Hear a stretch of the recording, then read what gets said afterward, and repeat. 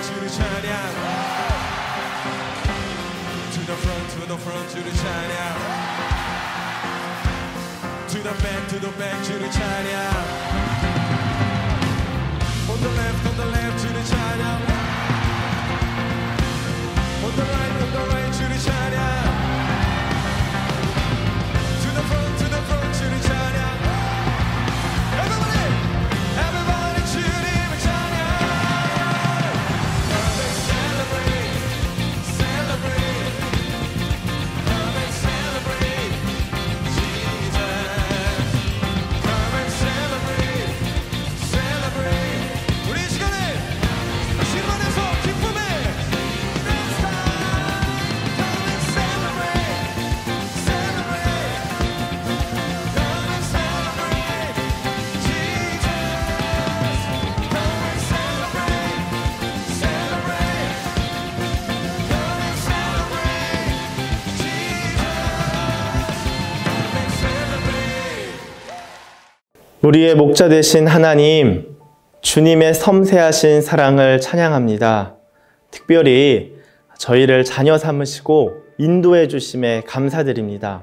성화와 견인이라는 것을 주님, 우리가 들을 때에 깨닫는 마음과 지혜를 허락하여 주십시오. 그리하여서 우리 인생을 걸쳐 나타나는 주님의 사랑을 더 깊이 이해하고 느끼고 감각할 수 있는 은혜를 더하여 주십시오. 그리하여서 하나님 사랑하는데 적당히가 아니라 온 몸과 마음을 가지고 다하여서 생명을 다하여서 주님을 사랑할 수 있는 주의 백성들 되게 하여 주시옵소서. 감사드리며 예수님의 이름으로 기도드립니다. 아멘.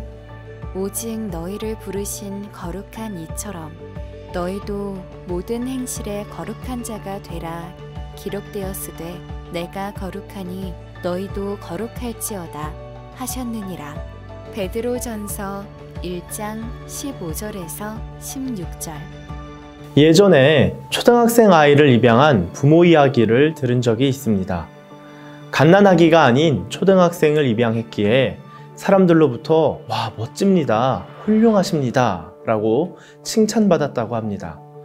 그러나 정작 아이와 부모는 모두 어려운 시간을 보냈습니다. 보육원과 가정에서의 삶이 너무나도 달랐기 때문입니다. 내 마음대로, 내가 원하는 대로 할 수 없었던 아이는 그 자체가 힘이 들었습니다. 부모는 그런 아이를 올바르게 교육하기 어려웠고요. 그런데 어느 날 이 아이가 마음의 태도를 바꾸는 일이 생겼습니다.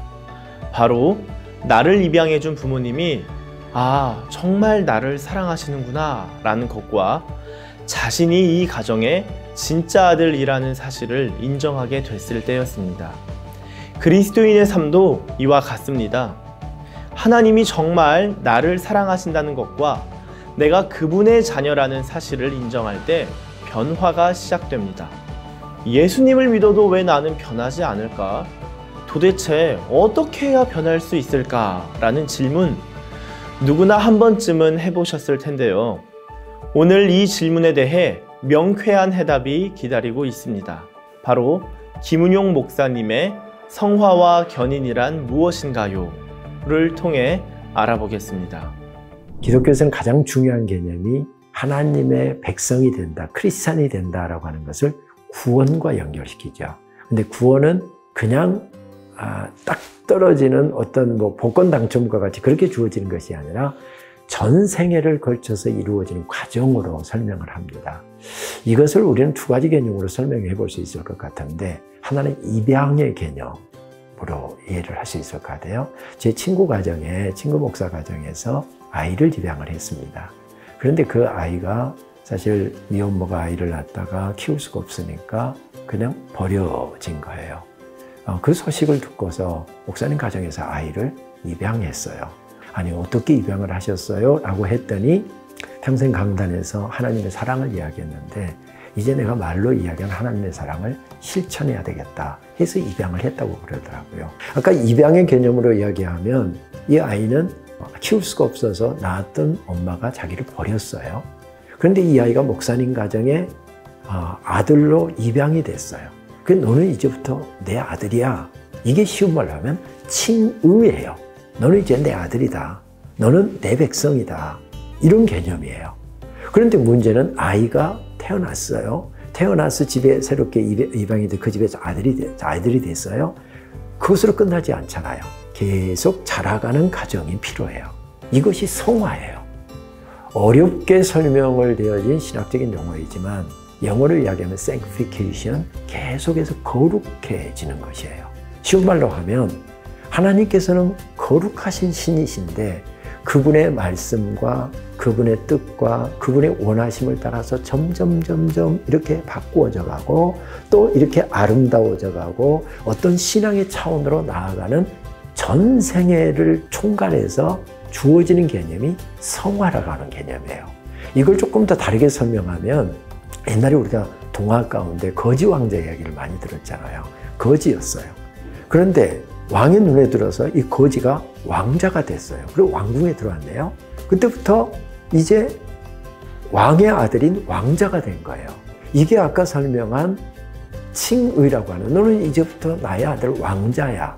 그런데 이 아이가 밖에서 거지 생활하고 깡통 차고 다니고 뭐 남의 물건 훔치고 뭐 때리고 자기 마음에 안 드는 아이는 뭐 발로 차고 이렇게 막 시장통에서 막 살았던 아이예요. 그런데 이 아이가 왕궁에 와서 이제 왕자가 되었으면 왕자로서 가져야 되는 품위도 갖춰야 되고 품격도 갖춰야 되고 또 지켜야 될 왕실의 법도도 지켜가야 되잖아요. 이것을 하나씩 배워서 자기 몸에 채워나가는 것, 이것이 사실은 성화라고 이야기를 할 수 있을 거예요. 이제 성화 그 다음 단계의 구원론에 있어서 굉장히 중요한 개념이 견인이라고 하는 개념이죠. 견인은 두 가지 차원으로 설명할 수 있는데요. 견인이라고 하는 것은 이 아이를 엄마가 한밤중에 오면 자다가도 벌떡 일어나서 아이의 기저귀가 축축한지 배가 고픈지 물이 마시고 싶은지 돌보잖아요. 이게 견인이라고 하는 용어로, 어려운 용어지만 하나님께서 계속 우리들의 인생을 인도하신다. 그래서 성경에는 하나님에 대해서 목자라고 하는 메타포를 사용해서 설명하죠. 하나님께서 우리를 이렇게 인도하시고 돌보시고 또 우리를 위해서 늘 많은 것을 준비해 주신다. 이런 개념으로 설명하는 것이죠. 또 하나의 차원은, 이거는 하나님의 차원이고요. 우리가 이렇게 하나님의 은혜를 입었으니 세상 살아가면서 어려움도 와요. 또 기독교가 초기에 시작됐던 상황 가운데는 로마 시대에 엄청난 박해가 일어났어요. 그래서 많은 사람들이 죽임을 당했죠. 그런데 이 견인이라고 하는 개념은 우리의 차원에서는 내가 하나님의 자녀가 되었으니 세상에 어려움이 오고 또 나를 힘들게 하는 사람이 오고 이때 참고 인내하고 믿음으로 그것을 이겨나가는 것, 이것이 인간 차원에서는 견인이다. 이렇게 설명을 해볼 수 있을 것 같습니다.